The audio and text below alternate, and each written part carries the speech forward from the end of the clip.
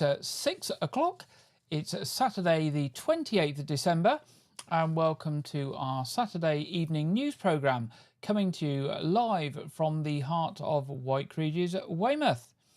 Now, it's a slow news week, which often happens over Christmas and the New Year, so we're a little shorter programme tonight, but we have managed to get some news together for you. And I'm very pleased to share it with you now. So in the news this week, as we have probably heard, the mains electric fault caused problems for some on Christmas Day in Weymouth, particularly the west side of Weymouth Harbour. Many commercial and domestic properties, on the south side of Weymouth Harbour, many commercial and domestic properties on the south side of Weymouth Harbour to lose their power on Christmas Day. Venues such as the Ship Inn, the White Pepper Indian Restaurant, the George and the White Hart all planned to be open and have customers waiting for meals and were affected. One restaurateur commented, "We have to turn families away who reserved a table for their Christmas dinner weeks ago. We've been told that the power could be back on at around 5 p.m. So we should just have to keep our fingers crossed. This couldn't come at a worse time for us." The White Hart on New Bond Street said that it rebooked some Christmas meals for Boxing Day, but customers still had a good day.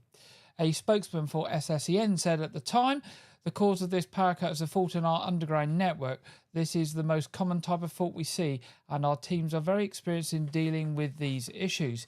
In most cases, our engineers are able to get power back on by simply replacing a fuse at a local substation. However, if the fault is severe, it may take us longer to fix." The latest power cut comes after dozens of residents in Abbotsbury Road area were left without power for a few hours on Christmas Eve, and almost 200 homes were without power for 2 hours on Christmas Day in parts of Bridport as well. I think the power came back on in Weymouth about 3 or 4 hours later. So hopefully not too many people had their Christmas meals disrupted on Christmas Day. Now, a country road is set to close to allow repairs to take place. Causeway, which is located just off of Radipole Village, will close from Monday, January the 6th to Wednesday, January the 8th between 9:30 and 3:30 and will reopen to traffic overnight and over the weekend. The road will be closed to allow targeted and localised repairs of sections of the road. The recommended diversion route is to head towards Dorchester Road and through Nottington. The works are being carried out by Dorset Council and the road may not be closed for the whole duration stated and will also be weather dependent.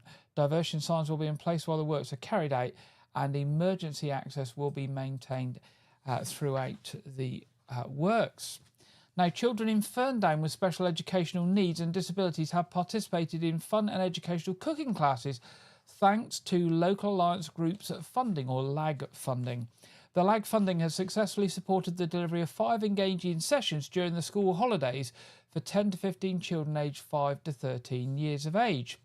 These sessions were introduced to address a significant gap in holiday activities for this age group, providing meaningful opportunities for children and families alike. During the sessions, children have had the chance to make afternoon tea, cook pizza and bake cupcakes. Each child has been provided with aprons, chef hats and bowls to take home, encouraging them to continue practicing their new skills outside of the sessions.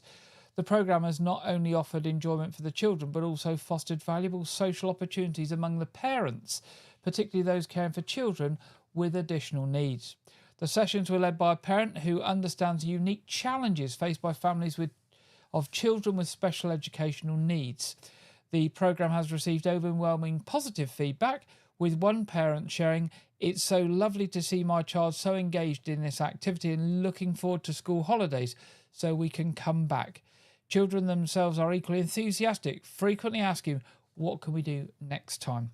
The programme has been made possible thanks to funding from Dorset Council, which was allocated by the Local Alliance.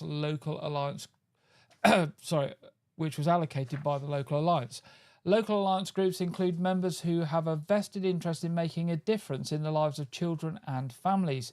There are 6 Local Alliance groups in Dorset, each representing a different geographical area. The groups agree on priorities and create plans to improve things for children and young people in their local areas.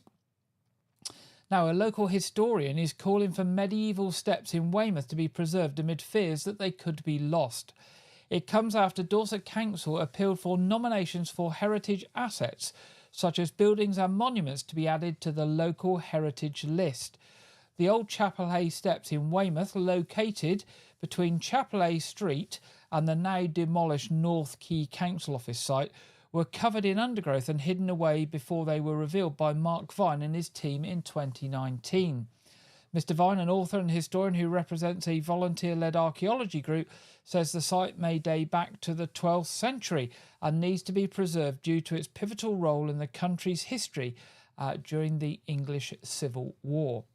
After failing to have the steps protected by Historic England in 2021, Mr. Vine is now seeking to have the steps added to the local list of heritage assets being compiled by Dorset Council.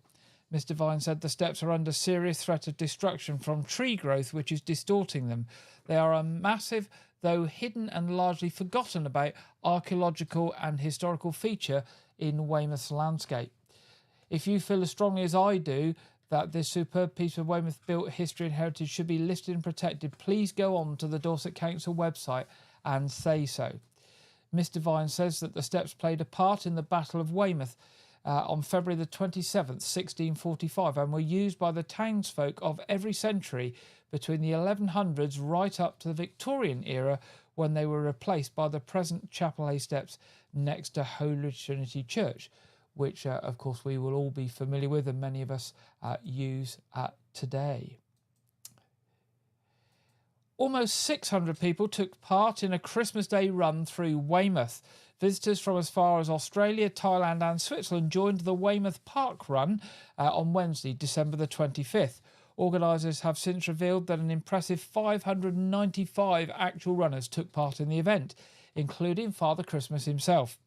Fiona Pawsey, one of the organisers, said what an amazing Christmas morning it was at the Weymouth Park Run when Santa popped by after a hectic night to start off Weymouth Christmas Day Park Run. It was a beautiful dry day with calm seas, and when 595 runners plus Santa turned up to run the 5-kilometre course on Weymouth's amazing seafront. Santa thanked the 36 amazing volunteers who gave up their time to help make the special event possible, and we thank Santa for taking the time to pop in after his very busy night. The park run is free to attend and takes place every Saturday at 9 a.m. from the promenade opposite the Sea Life Centre. If you fancy taking part in a park run on an up-and-coming Saturday, pop along to the park run website, www.parkrun.org.uk/register, and you can register to take part. Now, Dorset Museum and Art Gallery in Dorset has announced its Christmas, New Year and January opening times. Whilst the museum is closed on the bank holidays such as Christmas Day, Boxing Day and New Year's Day, it will also be closed for a further 3 weeks in January. The closure starts from Monday, January the 6th through to Friday, January the 25th, and it will be closed due to staff training and essential maintenance of the museum. Upon its reopening on Saturday, January the 25th, visitors will get the chance to wander around the brand new Gladiators of Britain exhibition. During the period of the closure, the Taste Cafe will remain open. A spokesman for the museum said the museum will also be closed from the 6th to 24th of January for staff training and essential maintenance, and will reopen on the 25th of January with the Gladiators of Britain exhibition. If you want more information on the museum and updates on the exhibitions that are coming up this year, then pop along to www.dorsetmuseum.org. Now, staying with Dorset Museum and the Gladiators exhibition, deadly games in Roman Dorchester is the question that they pose. Gladiator shows and beastly spectacles in Britannia.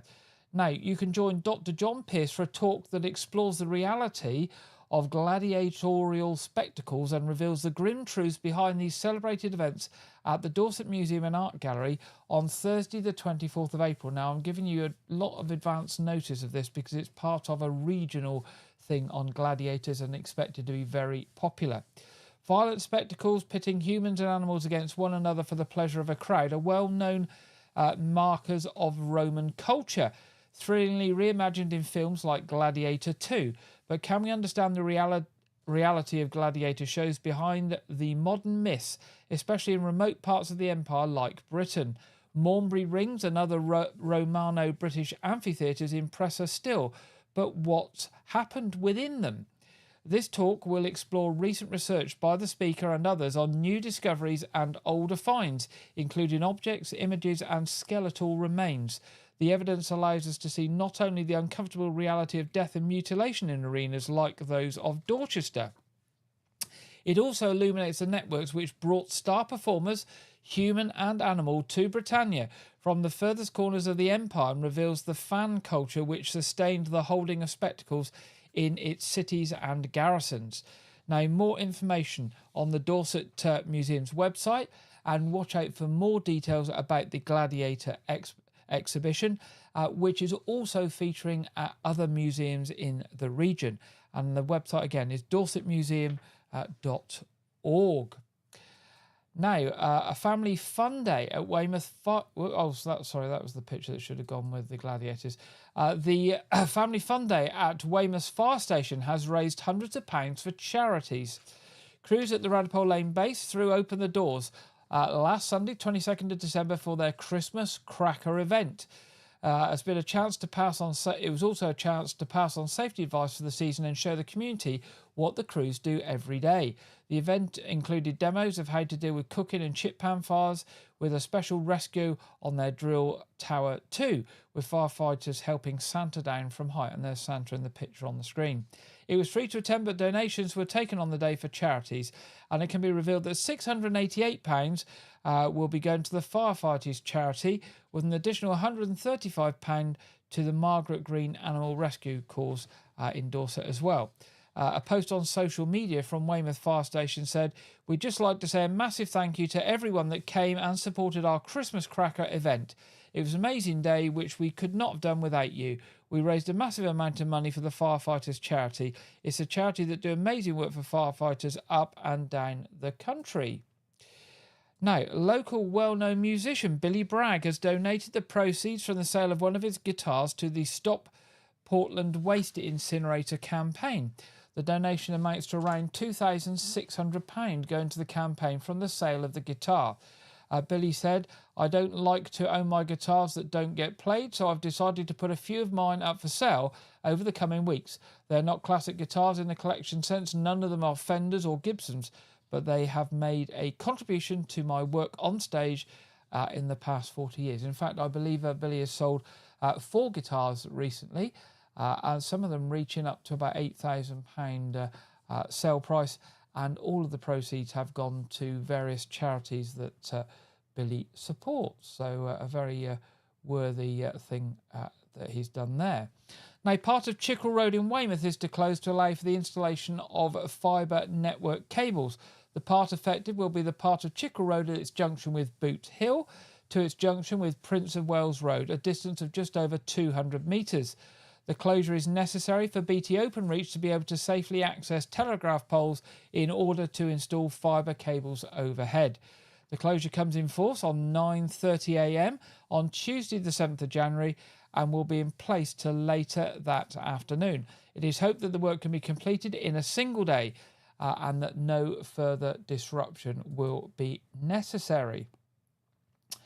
Now, railway rides will be returning to North Dorset for the first time in almost 60 years. The coming year will be an exciting one for the North Dorset Railway, the heritage railway charity based at Shillingstone Station. A new visitors' car park will soon be completed, and rail track is being laid to the north at Lamb House Bridge over the road from Shillingstone to Oakford Fitzpaine, which will eventually connect back to the station and make it possible to offer railway rides for the first time in almost 6 decades. And at noon on New Year's Day, as we mentioned last week, a blast on train whistles at the station will mark the start of an important year in railway history, and that's the 200 years of railways in the UK. As in 1825, George Stephenson steam-powered locomotive number 1 hauled passenger wagons the 26 miles between Shildon, Darlington and Stockton in what is now County Durham. It was a major event even at that time, and even though the actual number of passengers carried at the time is not sure, and there are various accounts, it was probably around 500 people. Shillingstone was the former Somerset and Dorset Joint Railway, was part of the former Somerset and Dorset Joint Railway. The station originally opened on Monday, August the 31st, 1863, and closed just over a century later on Sunday, March the 6th, 1966. The station is one of the best preserved on the Somerset and Dorset line since the railway closure in 1966. A spokesman for North Dorset Railway said, "If you're out for a bracing New Year's Day walk on the trailway, do look in. Even if you miss the midday whistle, the station and cafe will be open with soup, pasties, hot drinks and delicious homemade cakes on offer, not to mention a cosy log fire between 10 a.m. and 4 p.m. Entry to the station, the museum and the exhibits is free, although donations are always welcome. The station will also be open to visitors on Saturday, December the 28th and Sunday, December the 29th. So that's today and tomorrow. The bicentenary of the railways will be commemorated at Shillingstone throughout the course of 2025. And finally, local coach tour company Crossways Travel has made donations to 2 local charities. Crossways Travel Coach Company has made donations of £1,485 to both Linus Dorset and the Weymouth Street Pastors. The funds were collected on board its coach tours and at events that it's run throughout the year. Matthew Crocker, who's one of the directors of Crossways Travel, said, "We would like to thank all our customers who made donations and also all our hard-working staff for their dedication to these causes throughout the year. We are proud to support the charity of the year each year, and it's always the highlight of the year doing these donations and supporting the local community. This year, Crossways picked 2 charities, Project Linus and Weymouth Street Pastors." Now, Project Linus West Dorset is a voluntary organisation that donates handmade quilts to children in hospital facing bereavement, relationship breakdown or other emotional trauma. All its quilts are made by hand by a wonderful team of volunteers. Its coffee mornings and sew days are an opportunity to meet people with a common interest addressing issues of social isolation. Now, the other charity, Weymouth Street Pastors, are a familiar sight on the streets of Weymouth at night. Volunteers from local churches patrol the streets, helping those in need, ranging from partygoers to homeless and people in between.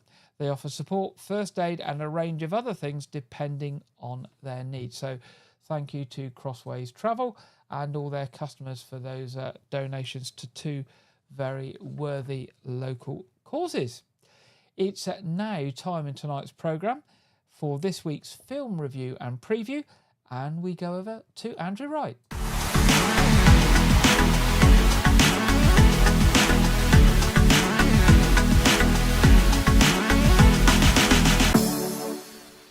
Welcome to White Regis TV film review and preview. I'm Andrew Wright.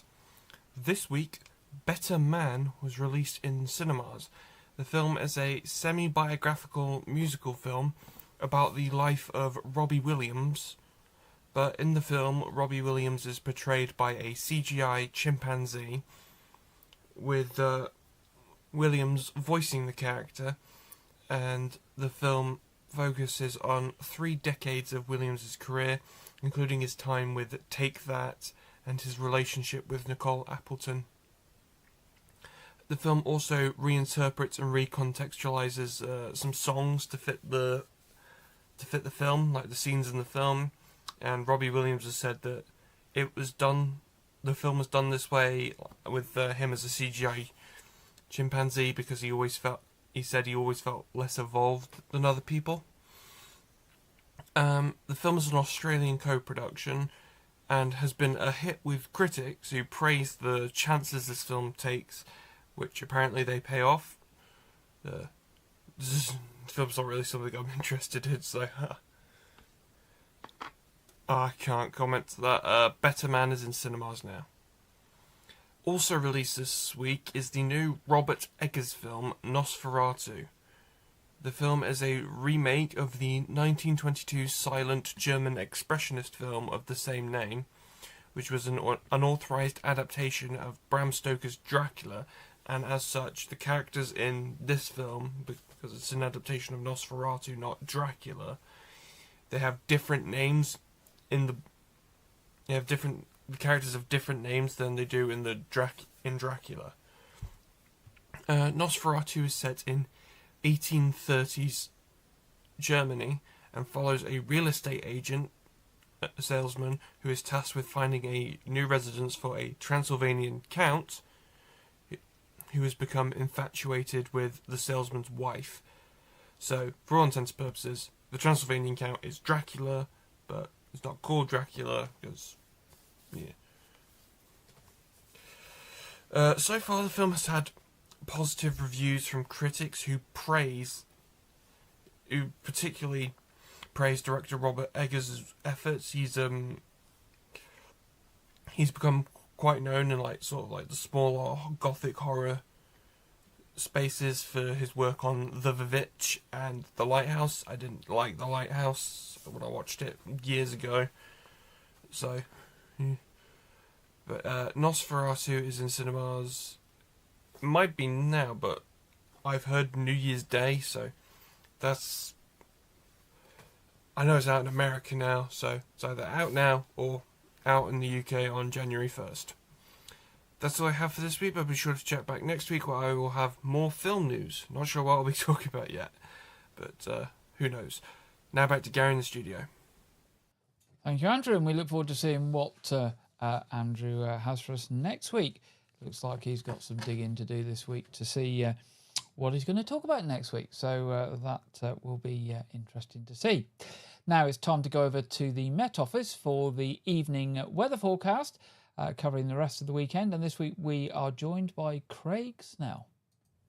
Hello there, welcome to your latest weather forecast from the Met Office. Well, as we go for the last few days of 2024, there is going to be a change in the weather. We start to say goodbye to the mist and murk, but unfortunately it's going to be replaced by some wet and windy weather as we see areas of low pressure move across the country. Some of these areas of low pressure will be fairly deep, so we could see some wet and very windy weather at times as we move through New Year's Eve and New Year's Day. But we're keeping a very close eye on things and we'll certainly keep you up to date over the next couple of days. Back to the here and now, as we see at Saturday evening into the early hours of Sunday, it's going to remain fairly murky across the south. Again, some mist and fog around, so if you do have any travel plans, do allow some extra time for your journeys. A weak band of rain will just sink its way into parts of Wales and northern England, so that will start to lift the mist and fog here. But probably the best of the conditions will be across Northern Ireland and southern Scotland, where to the north of this, another band of rain beginning to move in, and some of that will turn heavy and persistent across parts of western Scotland. But for most of us, it's not going to be a cold night by any means. Lowest temperatures generally can probably be no lower than about 3 to 5 degrees.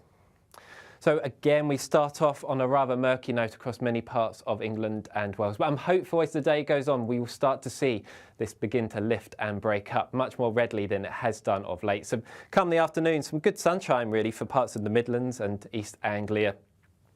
Where further north across northern England and Northern Ireland, although it be rather dry here, it will be largely cloudy, with the main bulk of the rain really still for Scotland, with some heavy and persistent rain. And also just starting to see some cold air just beginning to seep in, so some of the rain will turn to snow across the higher ground. But with more in the way of brightness around, it will be a milder day for the south. Temperatures here reaching around 10 to 11 degrees, but just struggling across the very far north as that cold air begins to move in, so around 6 to 7 degrees here. Into the evening, if anything, that rain intensifies across Scotland, and again, that rain also turning into snow, especially across the higher ground. Warnings do come into force during Monday and actually continuing right throughout New Year's Eve too. So if you do have any travel plans for Hogmanay across Scotland, do stay up to date with the latest warnings and allow some extra time for your travels. Further south, a fairly quiet night with clearest of the skies down towards the very far south, but for most of us, again, a fairly mild night for the time of year. So for much of England and Wales, although a fair amount of cloud around, it should be a largely dry day on Monday. Best of any brightness across the very far south. Could just see a few showers down here, but the exception to the rule. Main band of rain will still be focused across Scotland. Scotland. That will move into parts of Northern Ireland and Northern England during the course of the day, where it also will become quite windy here too. Warnings are in force here across parts of the Pennines. Could be some strong and gusty winds. So again, if you've got any travel plans in this part of the world, do allow some extra time for your journeys. But for most of us, a fairly mild day, highs reaching around 10 to 11 degrees. But you can just see that cold air just seeping a little bit further south, so only around 5 to 6 degrees across the northern half of Scotland. And unfortunately, really, as we move into New Year and Hogmanay, the weather is set to turn much, much more unsettled. Further bands of rain, potentially some snow and also some strong winds at times. So do stay alert to the latest warnings on our website, where you can also check out your local forecast. But from me for now, take care and I'll see you again soon. Thank you very much there, Craig, for the weather forecast. We will see what the local weather widget has got for us. Well, continues to be milder until next weekend in particular. Certainly Friday looks like the temperature's dropping. Sunny spells, bit of cloud, with perhaps rain on Thursday or Friday. We'll see what happens this week. Looking to the What's On, a few things for you. Currently at Weymouth Pavilion, the pantomime running through to the 5th of January, Peter Pan. 8th of January, the BSO New Year Vinnie's Gala. 11th of January, Thank You for the Music, ABBA Tribute. 17th of January, a tribute to the Pet Shop Boys. And 19th of January, comedian Ed Byrne. More information on those shows and other shows and to book tickets at weymouthpavilion.com or call the box office on 01305 783 225. Just a touch of some of the things coming up from Arts Reach. There's a show called Bonfire Radicals that's on at Drimpton Village Hall on the 10th of January, Royal Manor Theatre, Portland on the 11th of January. Then there's another show, 17th of January at Blandford Parish Council called To Warm the Winter Hearth. 19th of January, a show called Havisham at Burton Bradstock Village Hall. And on the 31st of January, a show called Joy at West Stafford Village Hall. To learn more about those, to look at ticket availability and any other shows and venues, pop along to the Arts Reach website, artsreach.co.uk. Finally, looking at church services this weekend. Just a couple for you this weekend. 8 o'clock communion at All Saints Church tomorrow, and 9:30 is a joint parish service for All Saints and St Edmunds at All Saints Church at 9:30. So there is no 11 o'clock service at St Edmunds Church at Lane House tomorrow. That brings us to just about the end of our programme. To remind you that our quiz is on tonight at 7:30. It's our free community-focused quiz.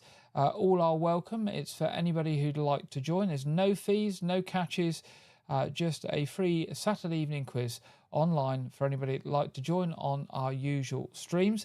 That will start promptly at 7:30, but the streams will go live by about 7:20 so that people can find them and be sitting comfortably. That brings us to the end of this week's programme. If you've got any news for us or any information on the events that are coming up or any other information you wish to share with the community, do drop us a line at news@whiteridges.tv. We would love to hear from you.